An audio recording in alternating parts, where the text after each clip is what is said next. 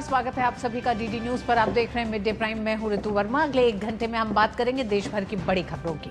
पश्चिम बंगाल से बड़ी खबर, ममता बनर्जी की हार के 14 दिन बाद ही टीएमसी में टूट है। 19 बागी सांसदों के दस्तखत वाला स्पीकर को भेजा लेटर सामने आया है। कुछ चौंकाने वाले नाम भी शामिल हैं। इन नामों को आपसे साझा करेंगे। वहीं जिलों के विकास पर सरकार का विशेष फोकस है।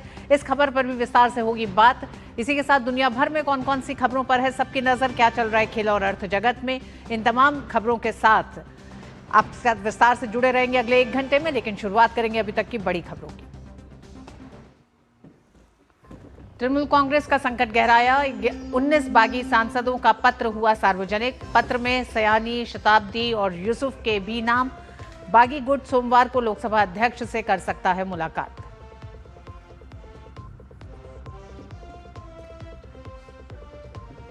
अमरनाथ यात्रा की तैयारियों की समीक्षा के लिए गृहमंत्री अमित शाह की अध्यक्षता में उच्च स्तरीय बैठक। 3 जुलाई से 28 अगस्त तक चलेगी पवित्र यात्रा।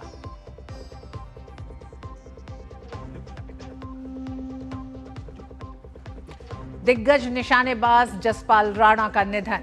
49 साल की उम्र में ली आखिरी सांस। प्रधानमंत्री ने कहा, भारतीय खेल जगत के लिए अपूर्णीय क्षति।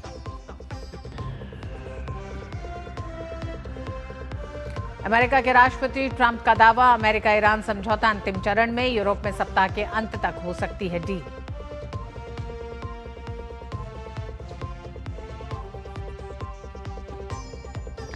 और फीफा वर्ल्ड कप के दूसरे मैच में साउथ कोरिया ने चेक रिपब्लिक को 2-1 से दी मात। पहले मैच में मेक्सिको ने दक्षिण अफ्रीका को 2-0 से हराया।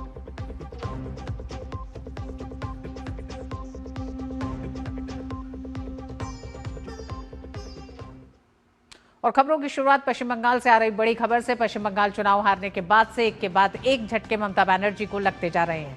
टीएमसी के बागी सांसदों द्वारा लोकसभा अध्यक्ष को लिखा गया पत्र अब सार्वजनिक हो गया है। इस पत्र में टीएमसी के 19 लोकसभा सांसदों के हस्ताक्षर साफ देखे जा सकते हैं।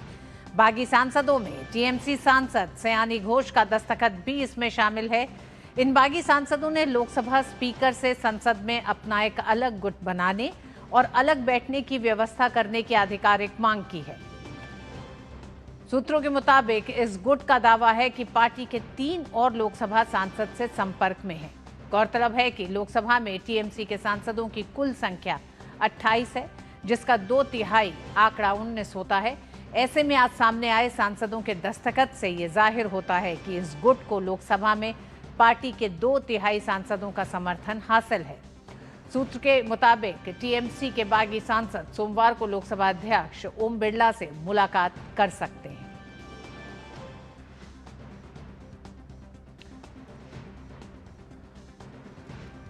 ममता बनर्जी के लिए 19 सांसदों का ये लेटर जो उन्होंने लोकसभा अध्यक्ष को दिया है, सार्वजनिक होने के बाद से जो समस्या लगातार चुनाव हारने के बाद से टीएमसी पर बनी हुई थी, वो अब और गहरी होती दिखाई दे रही है। क्योंकि इसमें दिखता है कि तमाम वो 19 नाम, और ये 19 नामों में कई ऐसे नाम हैं जो चौंकाने वाले हैं। 28 में से 19 सांसदों ने ममता बनर्जी का एक तरह से तनाव बढ़ा दिया है, क्योंकि ये 2/3 संख्या होती है लोकसभा सांसदों की। 19 सांसदों के दस्तखत वाला लेटर अब सार्वजनिक हो गया है।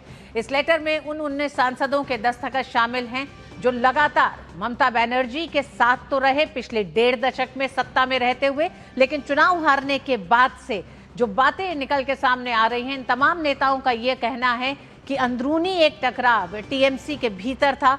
नेतृत्व का लगातार एक तरह से जनमत से जो टकराव था, जो जुड़ाव था, वो खत्म होता गया। और उसका एक बड़ा कारण रहा है कि टीएमसी में इतनी बड़ी टूट सामने आई है। टीएमसी के 2/3 सांसद बागी हो गए हैं। संसद में अलग गुट के रूप में वो चाहते हैं कि उन्हें बैठने की मांग की गई है, कि अलग गुट के रूप में उन्हें स्वीकारा जाए, अलग गुट के रूप में मान्यता की मांग की है इन 19 सांसदों ने।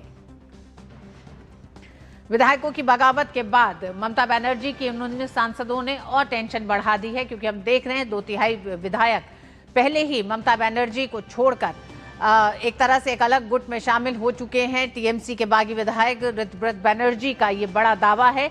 ऋतुव्रत बनर्जी ने कहा है कि 64 विधायकों का समर्थन उनके पास हासिल है। अब 28 सांसदों में से 19 सांसदों की ये चिट्ठी ये संकेत दे रही है कि टीएमसी लगभग दो भागों में बंटने के लिए पूरी तरह तैयार है। लेकिन बड़ा सवाल यह है कि टीएमसी अगर दो हिस्सों में बंटती है तो टीएमसी का सिंबल और टीएमसी का तृणमूल कांग्रेस का नाम किस गुट को मिलने जा रहा है?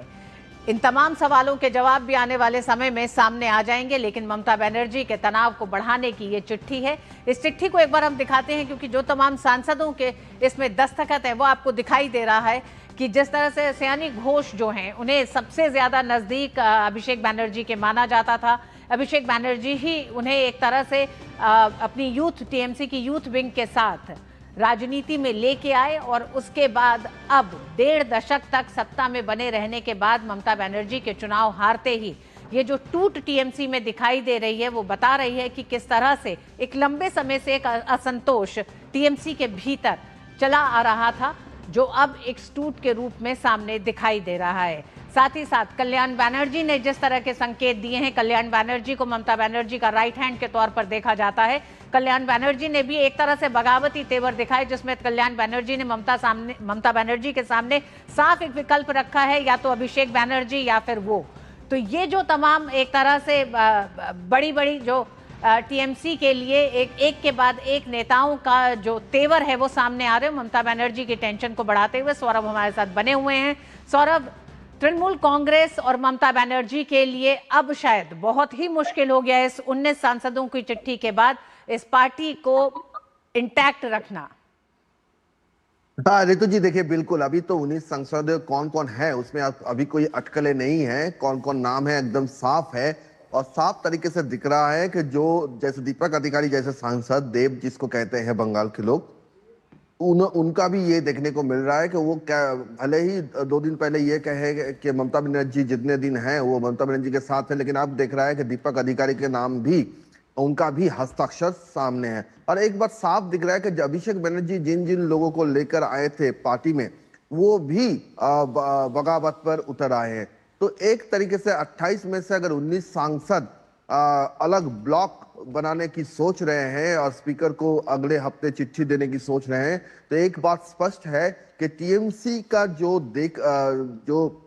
टीएमसी का जो दावा था, जो चट्टान जैसी दावा था टीएमसी का कि वो दुर्ग है, लेकिन देख रहा है कि रेत के ऊपर खड़ा किए थे ममता बनर्जी ने अपना दुर्ग, और जो एक चुनाव में हारने से ही जो एकदम तितर बितर हो गया है, बिखर गया है। और आगे चलकर ये संख्या और भी बढ़ेगा, ऐसा भी पता चल रहा है कि अगले हफ्ते और भी बहुत सारे नाम सामने आ सकते हैं।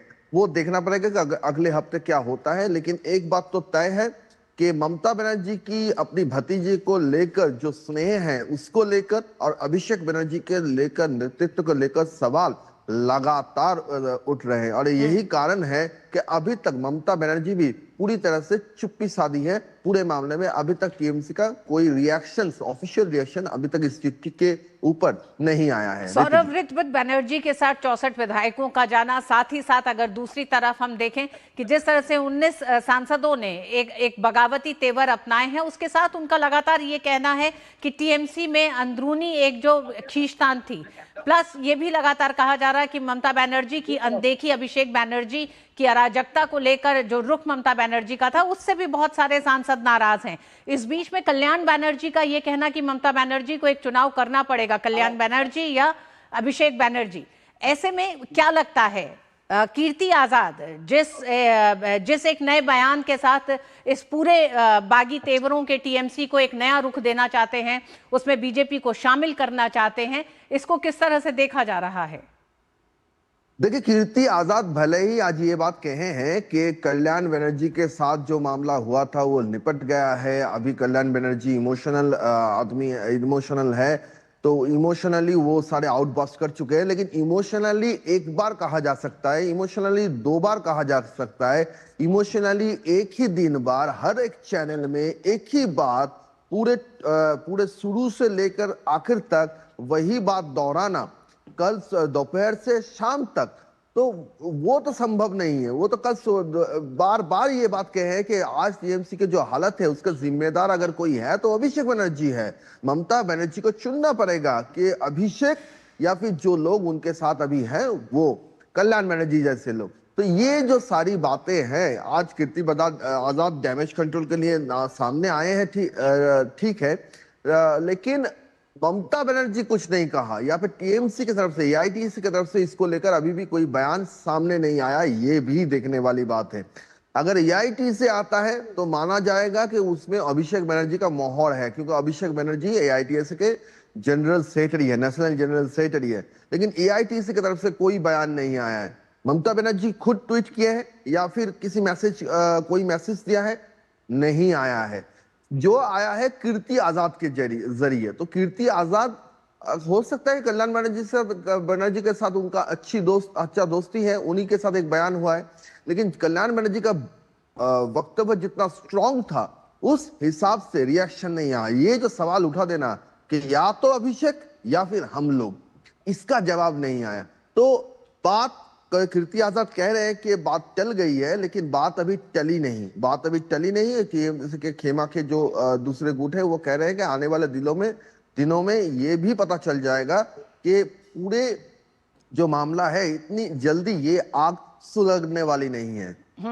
सौरभ, 28 सांसदों में से 19 सांसदों की चिट्ठी सार्वजनिक हो चुकी है। अलग बैठने की मांग लोकसभा अध्यक्ष से की है। ये खबरें आ रही हैं कि सोमवार को लोकसभा अध्यक्ष से मुलाकात कर सकते हैं ये 19 सांसद। ऐसे में 4 मई को नतीजे आए हैं और अब मॉनसून सत्र की तरफ संसद बढ़ रहा है। क्या ये दिखता है कि इन 2 महीनों में 25 साल पुरानी, 30 साल पुरानी टीएमसी लगभग खत्म होने के कगार पे, और ऐसे में जब कांग्रेस के साथ विलय की बात करती है तो क्या ममता बनर्जी अपने साथ अभिषेक बनर्जी को ही ले जा पाएंगी इस विलय के लिए?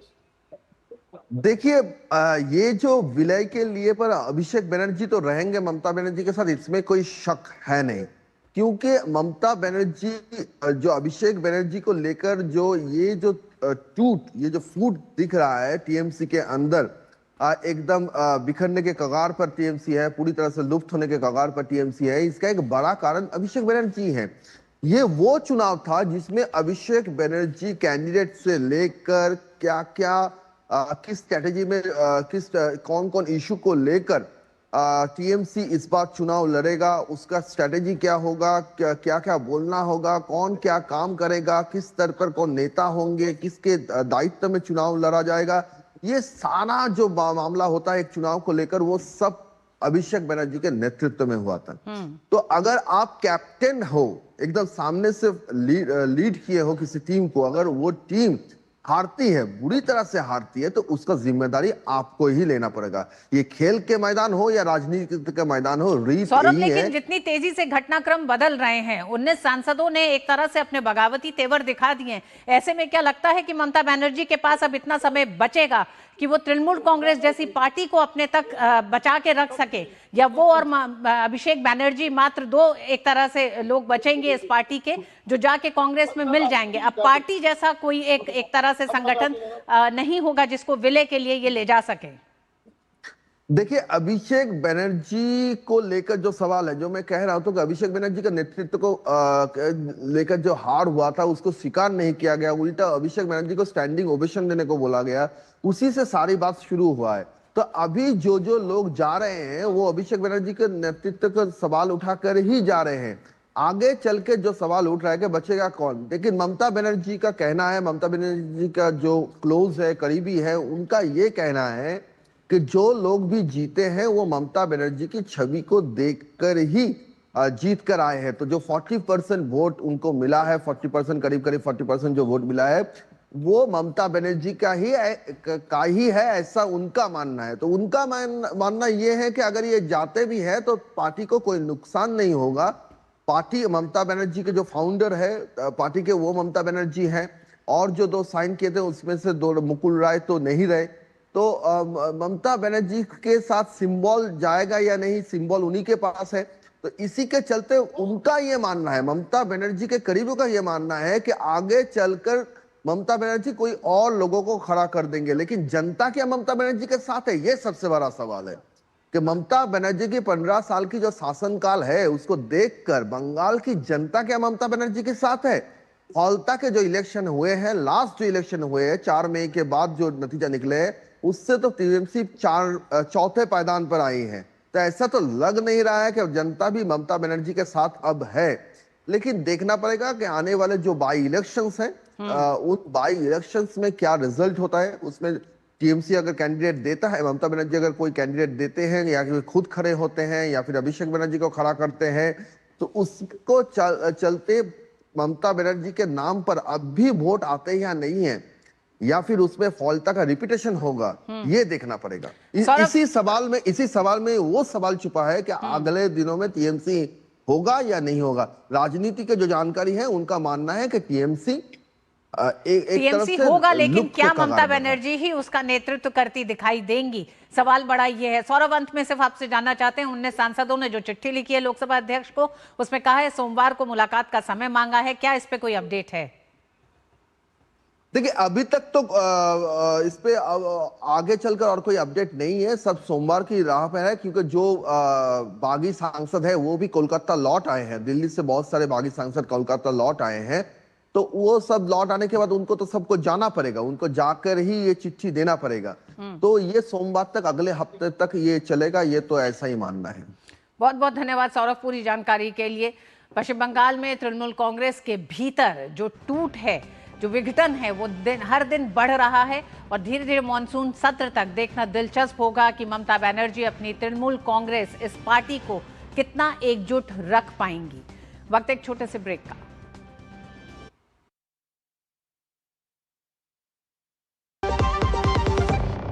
आप फिक्र मत कीजिए खन्ना साहब, वादा तो कर दिया, पर ये पहुंचेगा कैसे?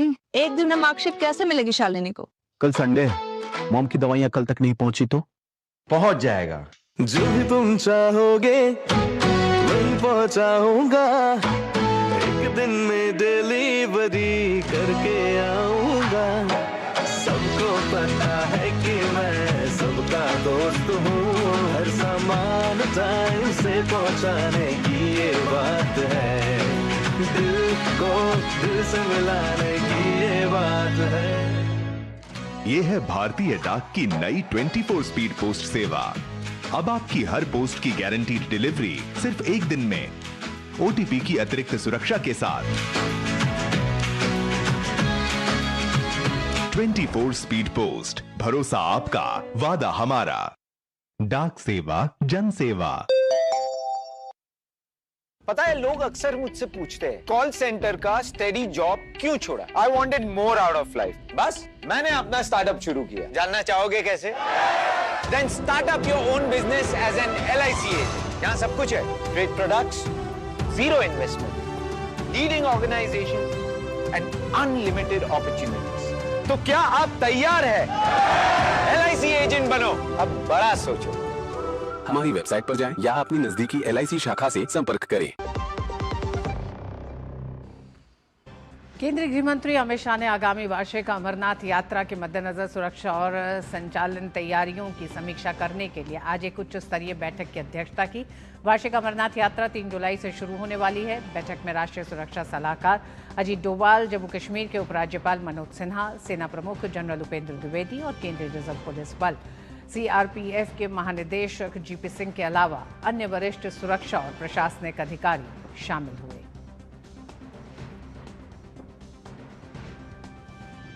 प्रधानमंत्री नरेंद्र मोदी 13 से 18 जून तक फ्रांस और स्लोवाकिया के दौरे पर रहेंगे। इस दौरान प्रधानमंत्री G7 शिखर सम्मेलन में हिस्सा लेंगे। फ्रांस के साथ रणनीतिक साझेदारी को नई गति देने और स्लोवाकिया के साथ तकनीक, व्यापार और निवेश के क्षेत्रों में सहयोग को मजबूत करेंगे।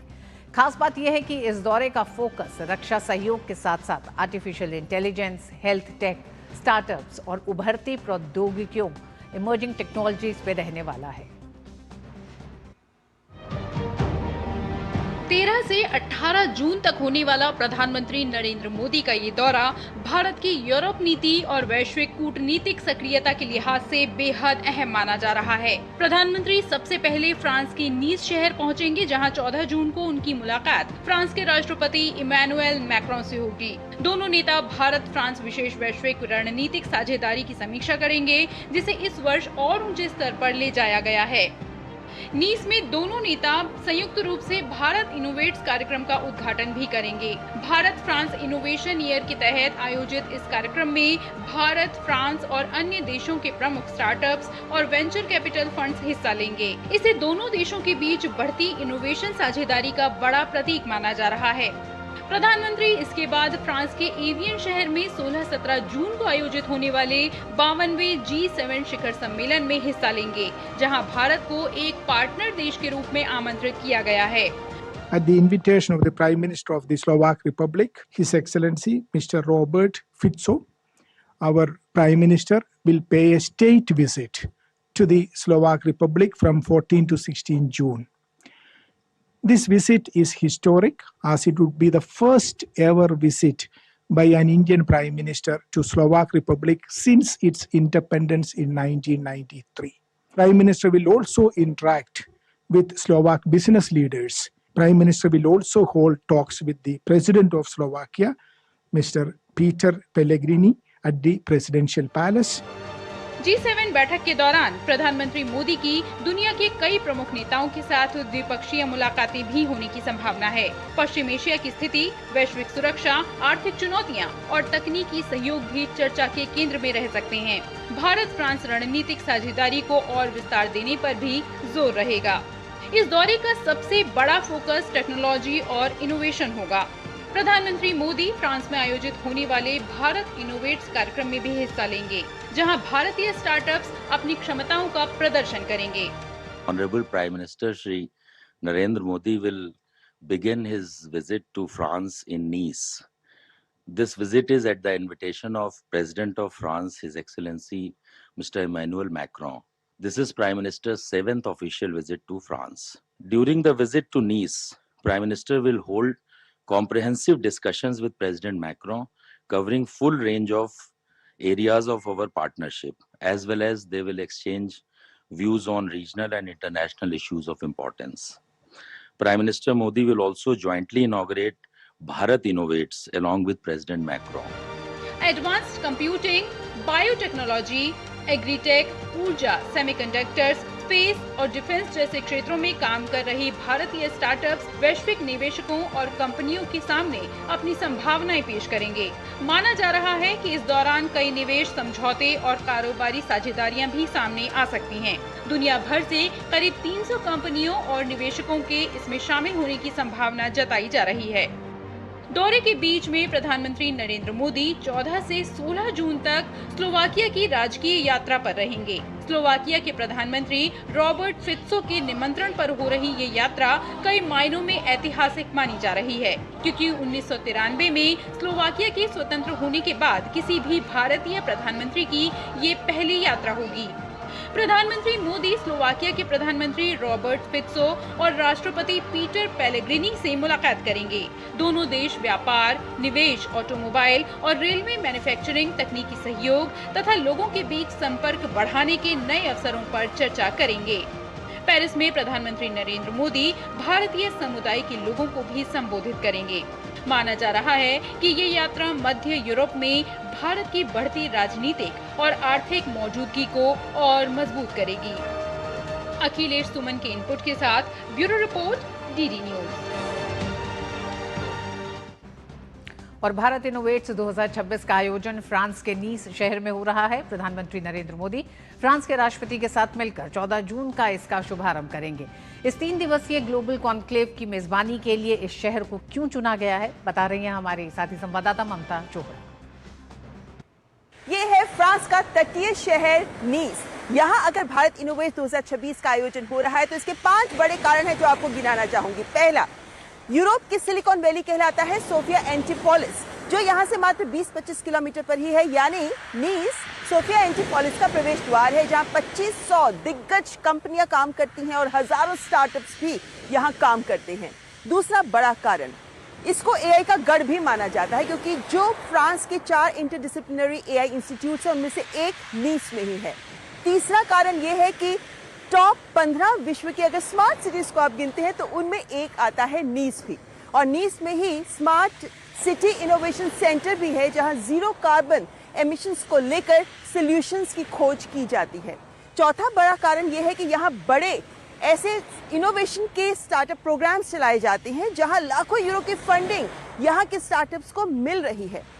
यानी यहां से अगर भारत इनोवेट्स का लॉन्च होता है तो इसका मतलब है कि जो यूरोप के वेंचर कैपिटलिस्ट हैं और एंजल इन्वेस्टर्स हैं उनसे हमारे स्टार्टअप्स को जुड़ने का एक बेहतरीन मौका है। और पांचवा सबसे बड़ा कारण, लैब टू मार्केट का एक अनोखा मॉडल है जो यहाँ काम करता है, क्योंकि यहाँ पर जो इन्वेस्टर्स हैं वो रिसर्चर्स के साथ, स्टार्टअप्स और स्टूडेंट्स के साथ मिलकर काम करते हैं।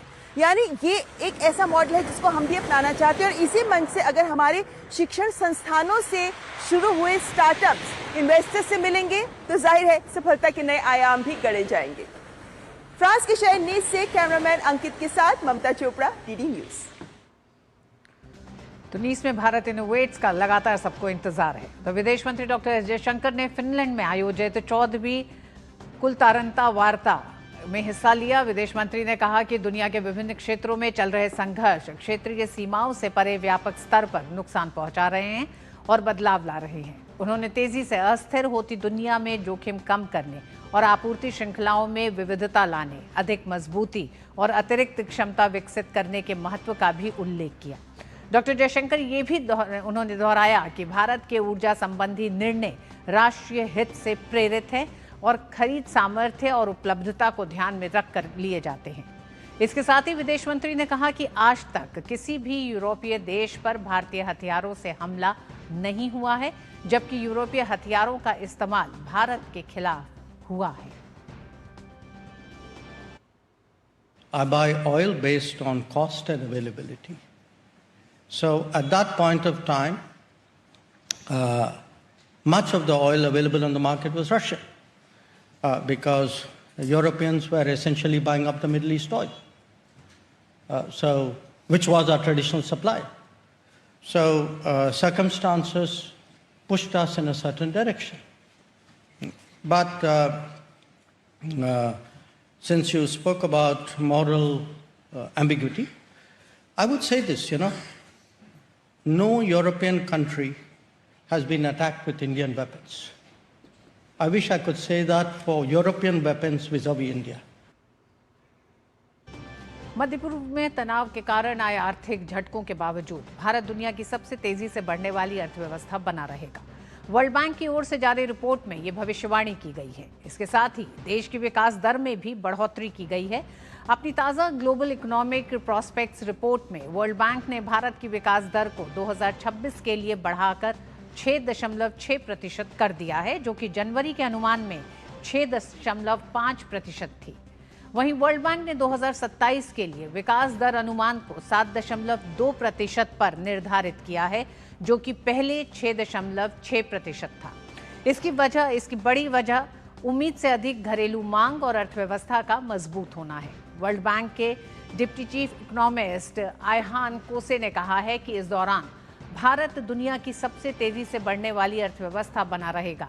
वर्ल्ड बैंक की ताज़ा रिपोर्ट के अनुसार 2026 में दक्षिण एशिया दुनिया का सबसे तेजी से बढ़ने वाला क्षेत्र बना रहेगा और 2028 में भारत की ग्रोथ 7% रहने का अनुमान जताया है वर्ल्ड बैंक ने। नीति आयोग के सदस्य प्रोफेसर केवी राजू ने राज्य सरकार द्वारा पिछले 6 वर्षों से तैयार किए जा रहे जिला स्तर की जीडीपी आकलन की सराहना की है। उनका कहना है कि सभी राज्यों को अपने जिलों की जीडीपी का अनुमान तैयार करना चाहिए ताकि ये पता लगाया जा सके कि कौन से जिले तेजी से विकास कर रहे हैं और किन जिलों की प्रगति विभिन्न कारणों से प्रभावित हो रही है। प्रोफेसर राजू का मानना है कि आने वाले समय में जिला स्तर की आर्थिक निगरानी नीति निर्माण का एक महत्वपूर्ण आधार बनेगी। GDP estimation at the district level. Uttar Pradesh has been doing this for 6 years. He wants, and he appreciating that methodology, saying all states should develop district level GDP estimates at district level so that it helps to see which one are growing or which one are not able to grow for various reasons.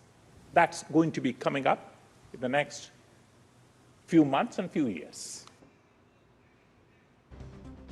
और जिस तरह से जिलों की GDP को लेकर नीति आयोग के professor ने अपनी बात रखी है, उसी पर और बात करने के लिए प्रोफेसर सचिन चतुर्वेदी हमारे साथ जुड़ रहे हैं। आप वाइस चांसलर नालंदा विश्वविद्यालय।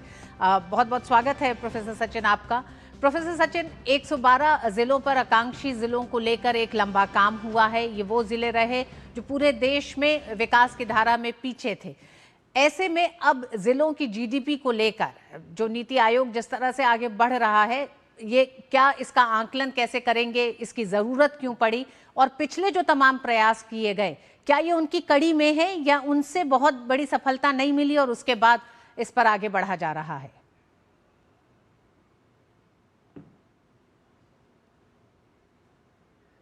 प्रोफेसर सचिन, आपकी आवाज मुझे नहीं आ रही है, अनम्यूट आपको। बिल्कुल सही सवाल किया ऋतु जी आपने। जो प्रधानमंत्री का एक सोच रहा है, सबका साथ सबका विकास, ये एक अत्यंत महत्वपूर्ण कदम है जब हम डिस्ट्रिक्ट लेवल जीडीपी के ऊपर जा रहे हैं। ये उन तमाम मैक्रो इकोनॉमिक फ्रेमवर्क्स में जहां हम राष्ट्रीय स्तर पर बात किया करते थे, अब हम विकास का जो स्थानीयकरण है, जो विकास का लोकलाइजेशन है, उसके ऊपर अब जाएंगे। और ये एक महत्वपूर्ण इसलिए भी है कि डिस्ट्रिक्ट लेवल पे कई तरह की उद्योग लगते हैं, बंद होते हैं, लेकिन उसका राज्य स्तर पर आकलन होता है या राष्ट्रीय स्तर पर आकलन होता है, जिनका आपस में कोई कनेक्शन नहीं होता। तो इसलिए स्थानीय स्तर पर विकास की क्या संभावनाएं हो रही हैं, क्या कठिनाइयां हो रही हैं और क्या रोजगार के अवसर पैदा किए जा रहे हैं, ये सभी हमारी राष्ट्रीय स्तर की जो संस्थाएं हैं उनको देखने की भी आवश्यकता है। और ऋतु जी, इसका जो दूसरा बड़ा महत्वपूर्ण असर है वो पर्यावरण से संबंधित है। जो हम जीडीपी की बात करते हैं, जैसा आप जानती हैं, प्रधानमंत्री ने G20 में भी कहा, बाद में भी लगातार कह रहे हैं कि हम वेलबींग की बात करें। हम जीडीपी या सिर्फ इकोनॉमिक ग्रोथ की नहीं, पर्यावरण के साथ संतुलन की भी चर्चा करें। तो जब हम वेलबींग मेजरमेंट करेंगे, जो मध्य प्रदेश सरकार के राज्य नीति आयोग में हम लोगों ने करने का काम शुरू किया था, मैं समझता हूं कि वो एक अत्यंत महत्वपूर्ण कदम होगा, जो इस डिस्ट्रिक्ट जीडीपी के बाद का अगला कदम होगा, और वो हम वेलबींग मेजरमेंट के रूप में करेंगे। लेकिन जीडीपी पहला और अत्यंत आवश्यक कदम है जिसकी सराहना की जानी चाहिए। प्रोफेसर सचिन, इसके आकलन का मेथड क्या होगा, क्या तरीका होगा? देखिए, आकलन का अभी तरीका ये होता है, अगर डिस्ट्रिक्ट का जीडीपी आप देखें तो हम एस्टिमेशन के बेसिस पे जाते हैं। अगर किसी राज्य के अंदर 38 डिस्ट्रिक्ट हैं या 40 डिस्ट्रिक्ट हैं, तो हम एक्सट्रापोलेशन की टेक्निक अपनाते हैं और उसके आधार पर एक एजम्पशन लेकर के चलते हैं कि इन डिस्ट्रिक्ट्स की ग्रोथ इतनी रही होगी, इसलिए इस राज्य की ग्रोथ इतनी होगी क्योंकि राष्ट्रीय स्तर पर ग्रोथ इतनी है। तो ये जो तमाम विरोधाभास हमें दिखते हैं, उनसे हमें निजात मिलेगी, आंकड़ों की एक्यूरेसी बढ़ेगी, और जो मॉस्पी में हम बदलाव देख रहे हैं मिनिस्ट्री ऑफ स्टैटिस्टिक्स और प्रोग्राम इम्प्लीमेंटेशन में, वहां हम ग्राउंड स्तर का सही आंकड़ा संतुलित ढंग से अपने स्तर पर ला सकेंगे। इससे राज्य स्तर पर और राष्ट्रीय स्तर पर ग्रोथ की बहुत ही एक्यूरेट और प्रिसाइज एस्टिमेशन हम लोगों को मिल सकेगी। इसलिए मेथोडोलॉजिकल चेंजेस होंगे, उसके इम्पैक्ट राज्यों के विकास दर पर और राष्ट्रीय विकास दर के आकलन और उसकी गणना दोनों में परिवर्तन हमको देखने को मिलेगा, जो सटीक होगा। जी, प्रोफेसर सचिन, विकास के रास्ते में वो क्या बड़ी चुनौतियां सामने आ रही हैं जिसे लेके अब जिले की जीडीपी महत्वपूर्ण भी है, और सबसे बड़ा सवाल ये भी है कि किस तरह से असंगठित क्षेत्र से जुड़े श्रमिक हैं, जो लोग हैं, उनका सही डेटा होना, ये एक बहुत बड़ा सवाल है। ऐसे में जब जिले की जीडीपी को हम लेके आगे बढ़ रहे हैं तो ये कितनी बड़ी समस्या होगी? ये शुरू में समस्या लगेगी ऋतु जी, इसमें कोई दो मत नहीं हो सकते हैं। लेकिन मैं समझता हूं कि जो राजनीतिक इच्छा शक्ति प्रधानमंत्री ने सामने रखी है नीति आयोग के, और नीति आयोग के बड़े एक्सपीरियंस सदस्य हैं प्रोफेसर राजू, जिनको भी आपने सुनवाया, ऐसे जो नीति आयोग हैं राज्य स्तरों पर, वहां के सदस्यों को भी साथ में लेना होगा और इन कठिनाइयों को पार करना होगा। लेकिन इन कठिनाइयों को पार करना अत्यंत आवश्यक है, क्योंकि अगर डिस्ट्रिक्ट हमारे ग्रोथ के हब नहीं बनेंगे, आपको याद होगा प्रधानमंत्री बार बार कह रहे हैं कि डिस्ट्रिक्ट एक्सपोर्ट हब बने, डिस्ट्रिक्ट नए FTAs के लिए तैयार हों, डिस्ट्रिक्ट अंतर्राष्ट्रीय व्यापार के लिए तैयार हो, अंतर्राष्ट्रीय उत्पादन के लिए तैयार हो, तो वो तब तैयार होंगे जब उनके आंकड़े हमें होंगे। तो डिस्ट्रिक्ट मजिस्ट्रेट्स क्या भूमिका निभा रहे हैं राज्यों में, हर डिस्ट्रिक्ट में, और हर डिस्ट्रिक्ट अपने औद्योगिक फलक्रम को कैसे देख रहा है।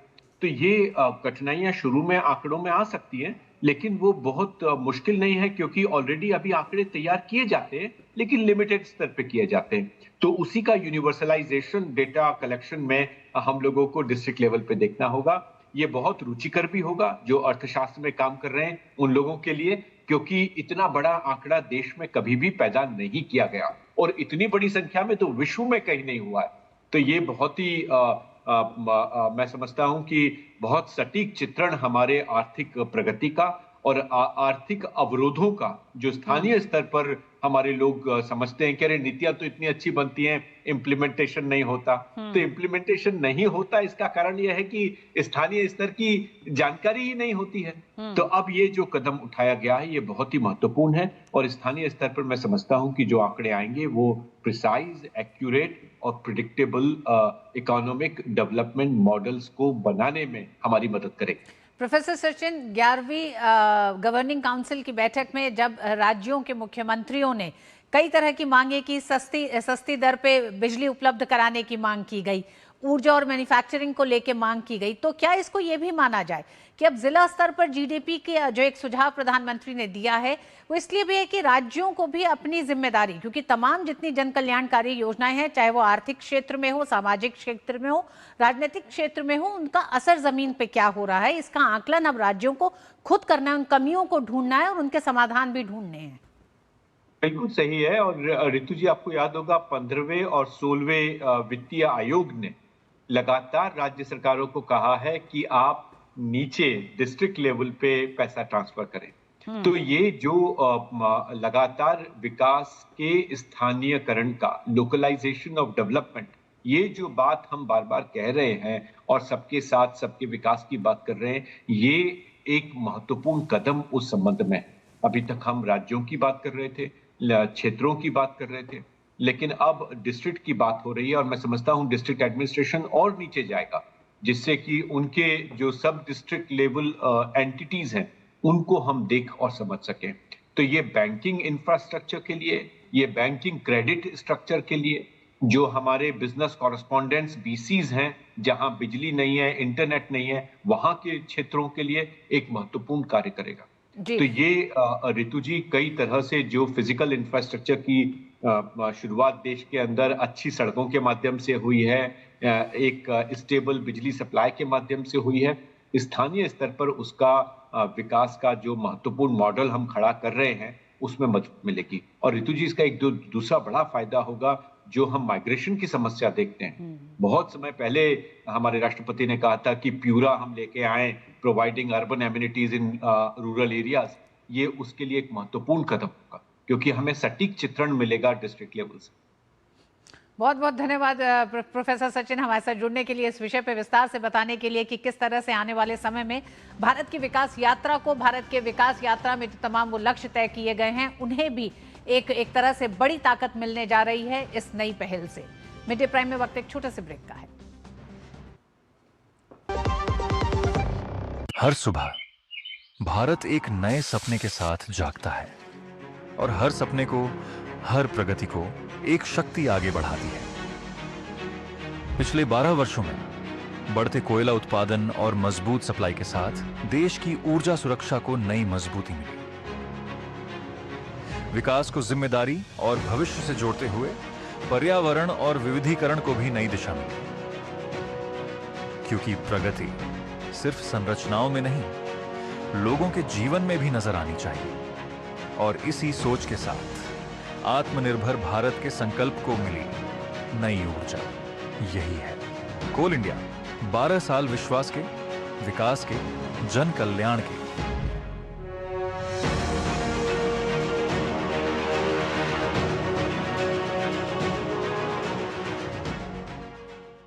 घर का खर्च चलाने के लिए रोहन की पढ़ाई वाली एफडी तोड़नी पड़ी, और उसके डॉक्टर बनने का सपना भी।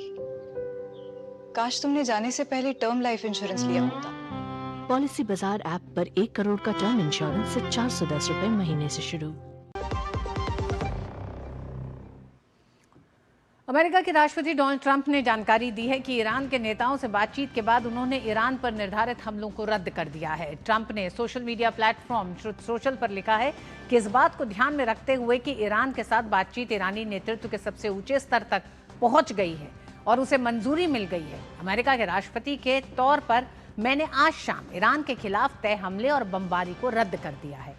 ट्रंप ने आगे बताया कि चर्चाओं और अंतिम बिंदुओं को सभी पक्षों द्वारा मंजूर कर दिया गया है, जिसमें संयुक्त राज्य अमेरिका, इजराइल, सऊदी अरब, यूएई, कतर, तुर्की, पाकिस्तान, बहरीन, कुवैत, जॉर्डन, मिस्र और अन्य देश शामिल हैं।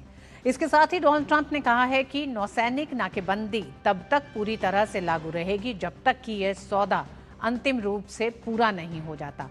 इस पर हस्ताक्षर करने के समय और स्थान की घोषणा जल्द ही की जाएगी।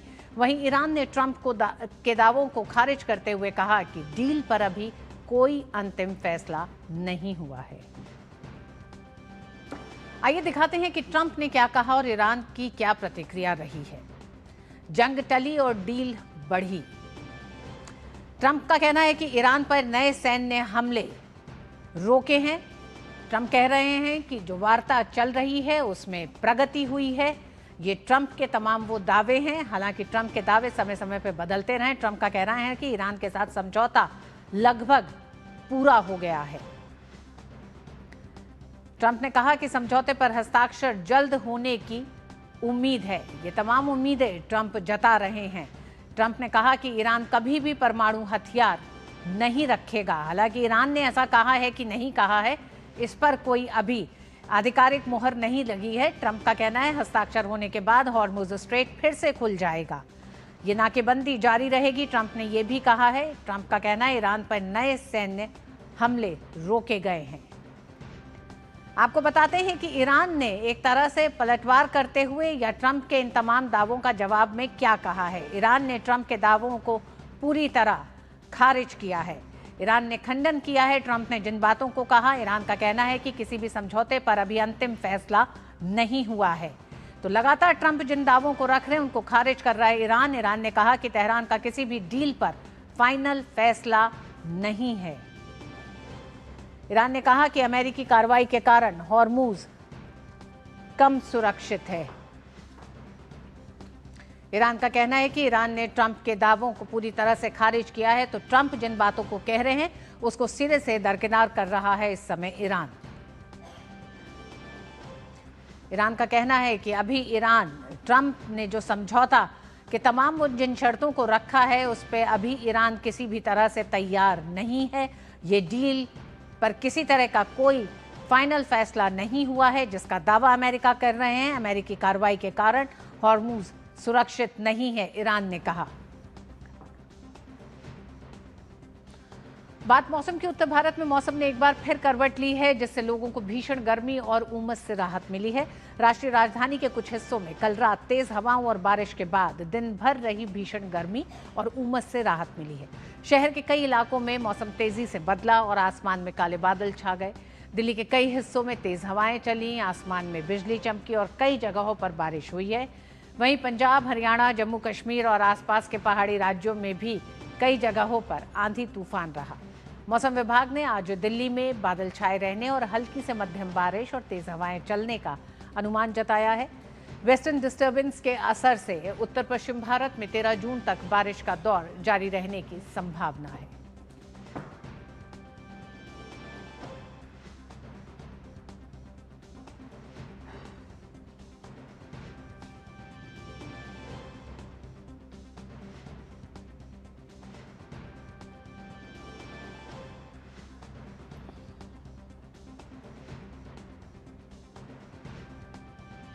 और अब खेल जगत की खबरों के लिए सीधे हमारे साथ जुड़ गई हैं सुचित्रा।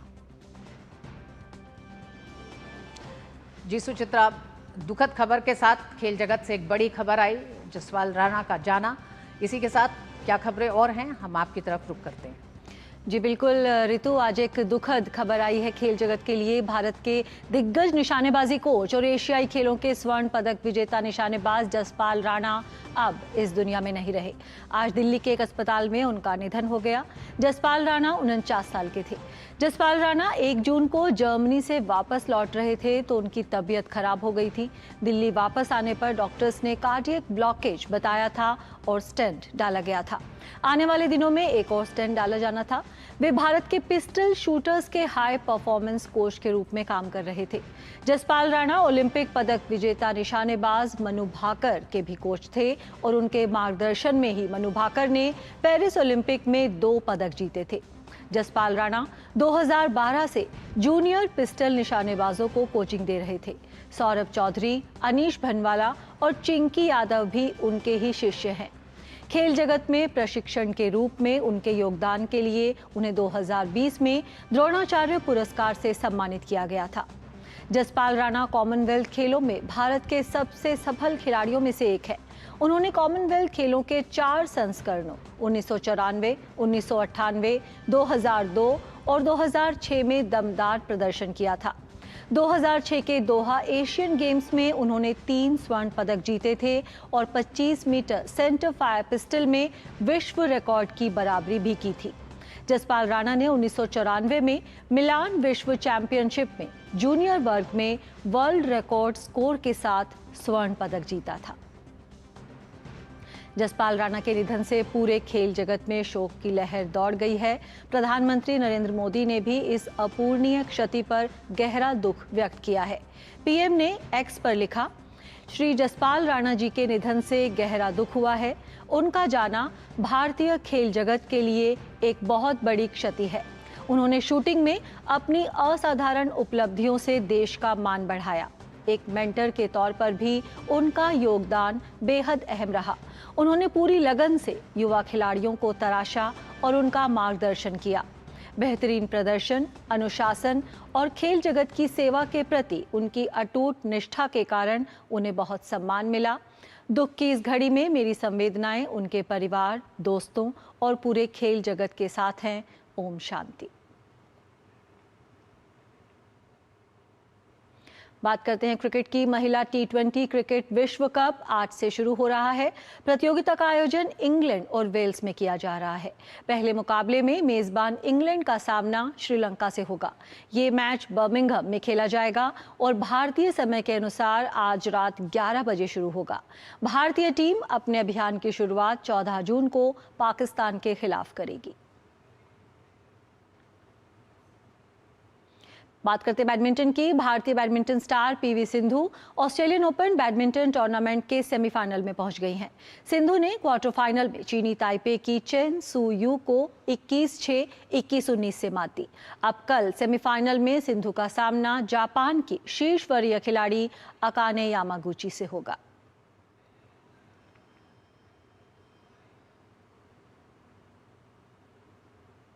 वहीं भारत की तन्वी शर्मा को आज ऑस्ट्रेलियन ओपन बैडमिंटन टूर्नामेंट के क्वार्टर फाइनल में हार का सामना करना पड़ा।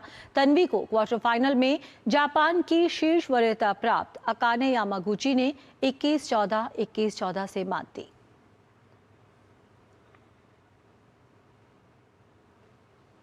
अब देखते हैं खबरें फुटबॉल वर्ल्ड कप से जुड़ी हुई।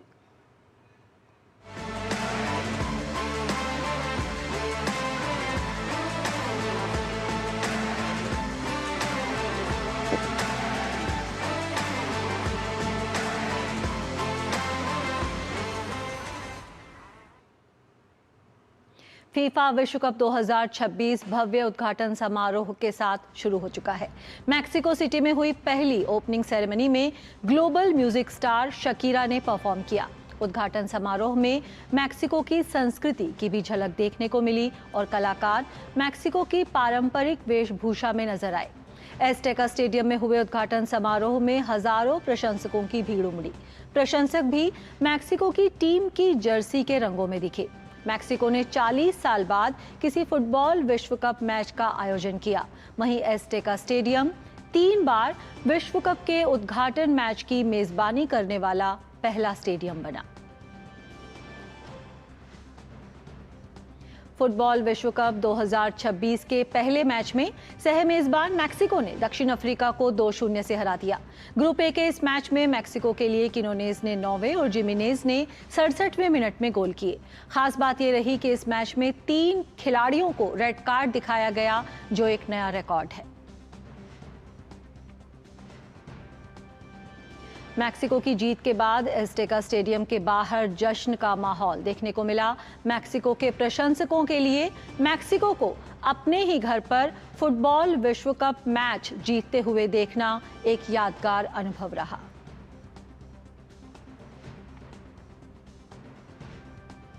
फुटबॉल विश्व कप के दूसरे मैच में दक्षिण कोरिया ने पिछड़ने के बाद वापसी करते हुए चेक रिपब्लिक को 2-1 से मात दी। कोरिया की ओर से विजयी गोल 80वें मिनट में किया गया। विश्व कप के 4 संस्करणों में ये पहला मौका है जब दक्षिण कोरिया ने जीत के साथ विश्व कप में अपने अभियान की शुरुआत की है। तो ये थी खेल जगत से जुड़ी खबरें। वापस चलते हैं ऋतु के पास तमाम खबरों के लिए।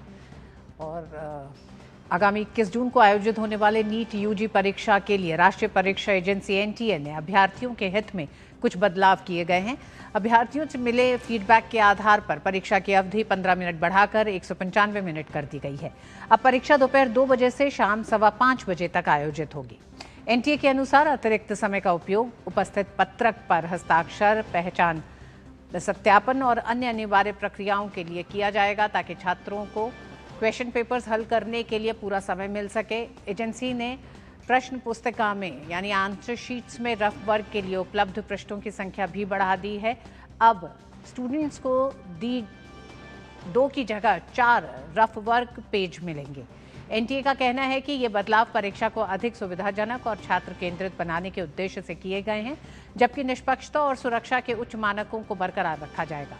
गौरतलब है कि गत 13 मई को केंद्रीय शिक्षा मंत्री धर्मेंद्र प्रधान ने अपनी प्रेस कॉन्फ्रेंस में परीक्षा की अवधि को 15 मिनट बढ़ाने की घोषणा की थी। केंद्र की नरेंद्र मोदी सरकार सत्ता में अपने 12 साल पूरे कर लिए हैं। इन 12 सालों में मोदी सरकार के तमाम फैसलों से देश विकसित भारत की ओर बढ़ चला है। पिछले 12 सालों में राष्ट्र प्रथम की भावना से मोदी सरकार ने तमाम जन कल्याणकारी कदम उठाए हैं। मोदी सरकार के 12 सालों के कामकाज पर डीडी न्यूज एक सीरीज चला रहा है, जिसमें हम दिखा रहे हैं कि कैसे इन सालों में सरकार के बड़े फैसलों से तमाम क्षेत्रों में बदलाव आया है। तो आइए देखते हैं हमारी खास सीरीज विकसित भारत की ओर बढ़ते कदम।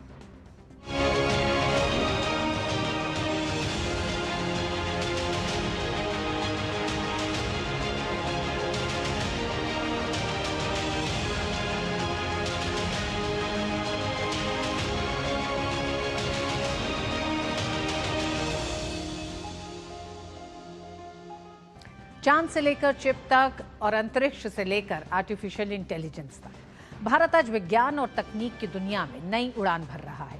बीते 12 वर्षों में देश ने ऐसी उपलब्धियां हासिल की हैं जिन्होंने भारत को केवल तकनीक का उपभोक्ता नहीं, बल्कि भविष्य की तकनीक गढ़ने वाली ताकत बना दिया है। ऐसे में आइए देखते हैं कि विज्ञान और तकनीक के इस रोमांचक सफर पर यह खास रिपोर्ट। आप सब जय जवान जय किसान के विजन से लंबे अरसे से परिचित रहे। रिसर्च और फोकस करते हुए हमने उसमें जय विज्ञान और जय अनुसंधान भी जोड़ा है।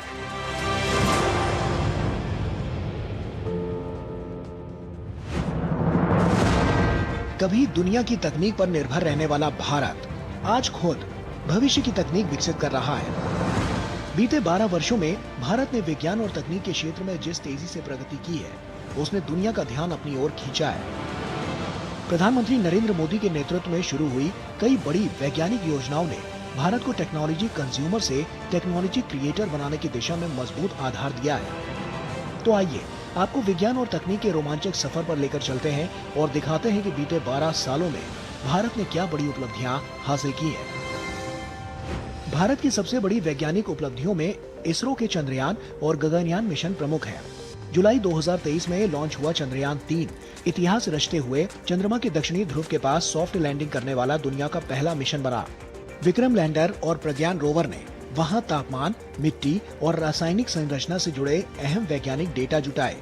वहीं गगनयान मिशन भारत का पहला स्वदेशी मानव अंतरिक्ष उड़ान कार्यक्रम है, जिसका लक्ष्य भारतीय एस्ट्रोनॉट्स को लो अर्थ ऑर्बिट में भेजना है।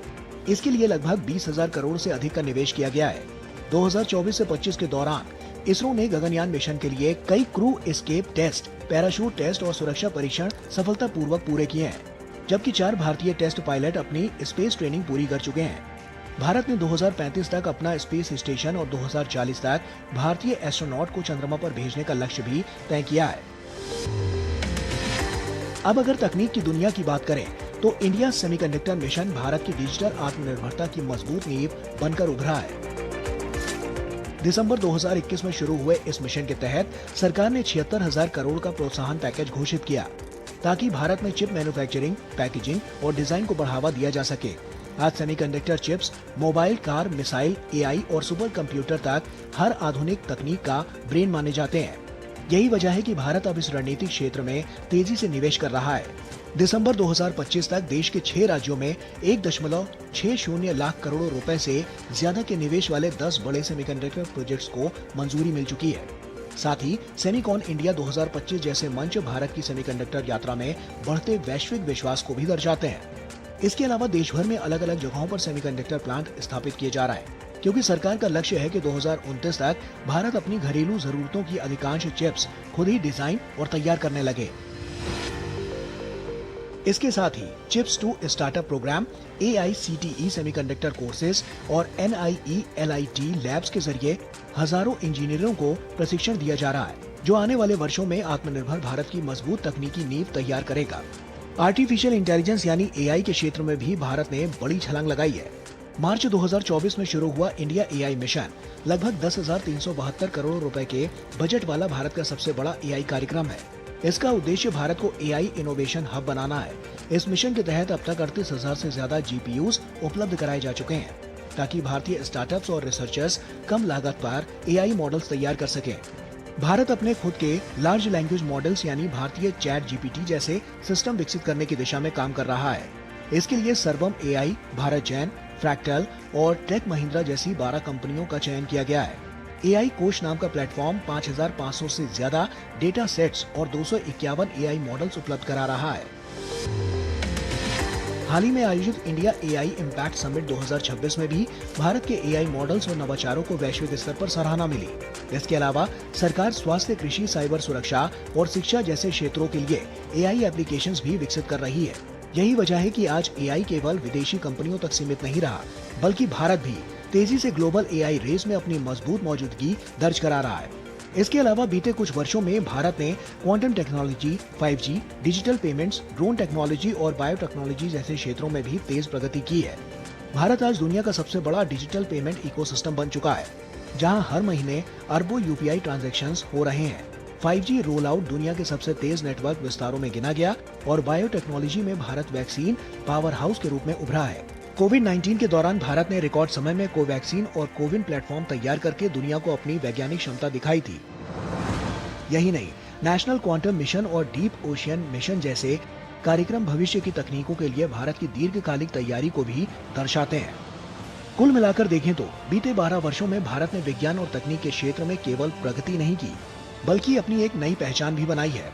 आज का भारत केवल डिजिटल इंडिया ही नहीं, बल्कि साइंटिफिक इंडिया और इनोवेटिव इंडिया के रूप में भी दुनिया के सामने उभर रहा है।